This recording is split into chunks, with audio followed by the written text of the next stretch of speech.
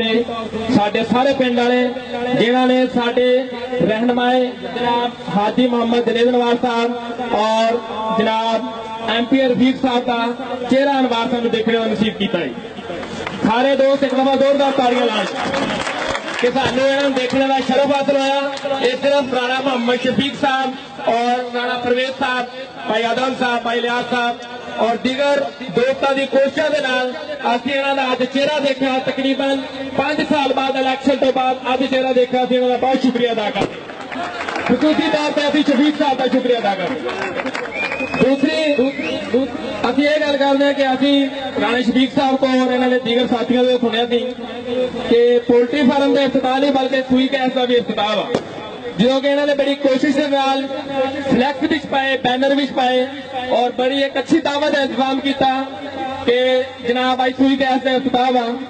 वैसे साडे दोस्त आ, साडे मोहसन ने जो भी बुलान असीं हाजिर होंदे आ, लेकिन अज असीं देख रहे थे कि साडे लीडर सूई गैस का इफ्तिताह कर गए, लेकिन सानू पता ही नहीं चलिया कि कदों उन्होंने अचानक यह जिहड़ा सीगा सिस्टम तब्दील करता, राता जिहड़ा मुंसलिक करता। राणा शफीक साहब की भी असीं जिहड़ी देनादारी हुई आ,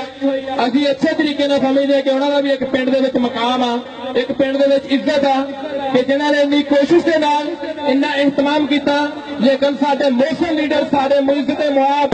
जनाब हाजी मोहम्मद जुनेद अनवार साहब और मियाँ MP रफीक साहब और दीगर रहनुमा ने साडे जनाब राणा मोहम्मद शफीक साहब का असीं माजरत नाल कहने कि कोई ख्याल नहीं किया। दूसरी असीं 2-4 गल्लां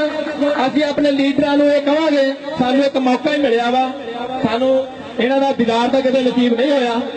लेकिन अज एक मिनट दे मैक फड़ा तो सानू गल्लां मुकम्मल कर दो। लेकिन असीं अपने लीडरां नूं अज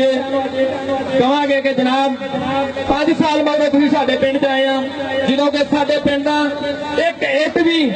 असीं नून लीग दे, बल्कि ਜਦੋਂ भी नून लीग दा इलैक्शन हुंदा असीं हवा तंग लड़दे आ कि नहीं यार नून लीग नूं वोट दो, जुनेद अनवार नूं दो, साडे हमसाए MP रफीक साहब नूं वोट दवो और असीं लोकां दे नाल लड़ाई भी करदे, झगड़ा भी करदे आ। लेकिन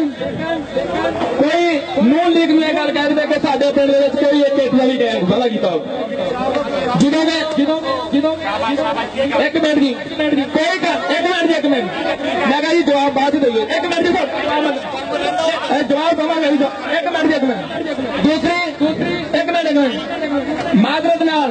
जनाब एक मिनट जी मेरी गल सुनो, असीं अपना मैक ले आवांगे, सानू बेशक ना बुला।